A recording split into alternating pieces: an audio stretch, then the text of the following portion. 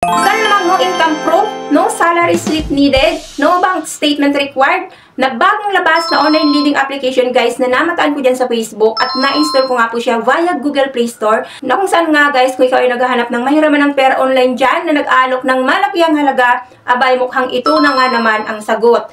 Dahil dito nga po guys ay nagpapahiram nga daw po ito ng pera starting from 4,000 up to 80,000 pesos. At meron nga daw po itong 0.03% na interest rate per day at 91 days up to 180 days na repayment terms. No transaction fees at service fee nga lang daw po dito ay nag-range lang starting from 40 pesos up to 800 pesos.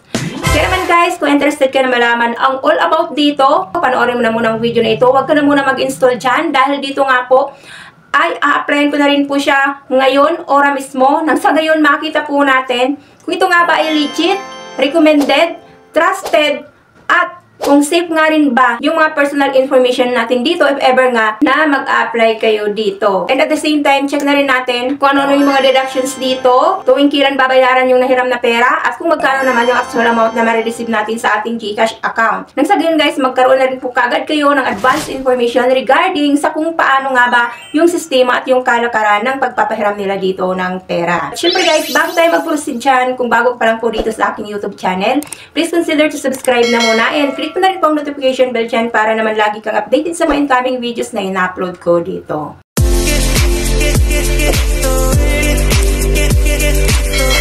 Disclaimer na muna guys, hindi po ako dito promoter at hindi rin po ako ahente ng bagong platform na ito na ibabahagi ko sa inyo. So kung ano man po maging decision nyo, ay nasa inyo na po yan. Kung still at the end of this video, ay susubukan nyo pa rin applyan. So ito nga po guys na tinutukoy ko, na searchable na rin po siya dyan sa Google Play, IC Cash Muna. So under po siya ni Lendmo Lending Corporation, and as of now nga po guys ay meron pa lang po itong 100k downloads at rated 3 pa lang po siya. Dito guys ay humingi sila ng permission description. So humingi sila ng permission to access your phone. So marami-rami po ito na hinihingi nila. Tingnan nyo kung kayo nga ba ay mag-a-agree o i-accept nyo po ba yung kanila pong permission description. And click lang po yung confirm if ever na okay lang sa inyo. So, una nga dito guys, ay kailangan nyo na muna mag-register as a first timer dito. So, gagawa po kayo dito ng account using your cellphone number. And, ayan, so magpapadala po sila dyan ng OTP. And dito nga po, ang nagpadala po dito sa akin ng OTP guys, ay si Loan Shop. Si Loan Shop, tsaka ito si Cash Muna, ay isa lang din po ito. Hubungan ko nga po yun dyan, yung kanila pong dashboard maximum loan amount of 10,000 pesos. So, select the loan period, 180 days, at reference interest nga daw po dito, ay naging 0.08% na. Under naman daw po sila ng Securities and Exchange Commission with registration number and then with certificate of authority. So, una nga dito ay hingan ka kaagad ng personal information. So, province of residence, city of residence, residential address, postcode, educational level, marital status, and number of children. So, next nga dyan ay work information. So, profession, how long have you been working here, and monthly salary or income. Next nga dyan ay contact references. Tatlo lamang din yung contact person na hinihingi nila is including po yung relationship, name, and then yung phone number. Personal email address. And fourth nga guys ay tanungin ka po dito about post ay yung credit standings. Have you had any overdue orders in the past month? So, maximum overdue days in the past month, total borrowing in the past month, and the number of loans in the past month. Fifth nga dyan guys, ayan, so ID information na kagad. So, dito guys ay makakapamili nga po kayo kung UMID ID, National ID, SSS, SIN number, passport ID, driving license, postal ID, voter's ID, at health card. Next nga dyan ay bank account na. So, it's either na e-wallet or bank transfer. So, kapag e-wallet naman, pwede nga po ang GCash, PayMaya, at GrabPay. And then, click lang po yung confirm.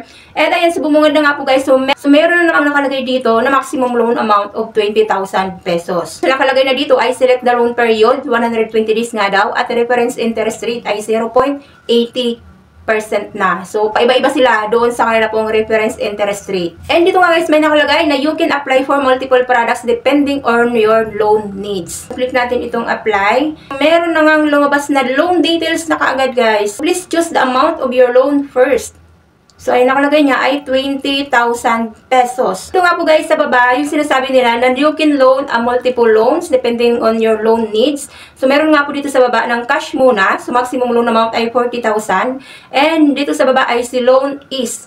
So, maximum loan amount ay 40,000 din. So, obviously pala guys, ito si Loan Is, tsaka ito po si Cash Muna, isa lang din po. Kasi naalala ko, nag-try out nga rin po ako dito mag-apply kay Loan Is. Click natin itong apply, bumungad na nga po ay success. So, loan proceed successfully and will be received soon. Based on your loan preferences, we match the following products for you. So, wala pa po doon yung assurance kung magkano nga ba yung ipapahiram na pera. So, click na ulit natin itong confirm.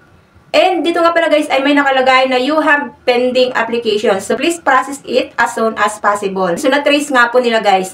So, sabi nga po, ito nga po si Loan Is tsaka si Cash Muna ay iisa lang. Kasi na-trace po nila yung pending application ko doon kay Loan Is. Doon na po siya nag-stop. So, hindi na sila nagpakita ng ini-loan details. Kung magkano nga ba yung possible na i-approve nila. Hindi na sila dito nagpakita ng pre-approval na amount. So, hindi sila transparent. Wala ding loan details na pinakita. So, paano natin nga naman malalaman kung may mga deductions ba ito. Buksan ko na nga po yung application pa ito. Kinaumagahan na guys. So, ayun, bumungad na nga po. Your qualification does not meet this product. So, you can apply for other products. And, nakalagay niya, a good repayment record will improve your qualification and help you apply for a better product. Kailangan daw maintain a good repayment record para mag-improve daw po yung qualification and possible na ma-approve for a better products. Hindi rin daw po ako qualified doon sa kanila pong products. And dito guys, kung ikaw naman ay itatry mo pa rin po na mag-apply dito at nabigyan ka nga po dito ng loan details, ng loan information regarding sa pagpapahiram nila ng pera, much better naman na i-share mo na lang din po para naman yung iba magkaroon din po ng idea na ganito pala yung sistema at yung kalakaran ng pagpapahiram ng pera dito ni Cash Muna. So, and guys, so sana po at least kahit na paano ay nabigyan po kayo ng idea at ng advanced information regarding dito sa step-by-step na pagpapahiram ng pera ni Cash Muna. So, as of now, hindi pa po siya masasabi natin na legit or recommended dahil nang mag-apply nga po ako ngayon, wala po silang ipinakita na ini-loan details about po sa loan amount na possible po na ipapahiram nila. So yun guys, marami pong salamat as always naman sa patuloy na pag-support nyo dito sa aking mamunting bahay. So God bless po. Bye-bye. Thank you.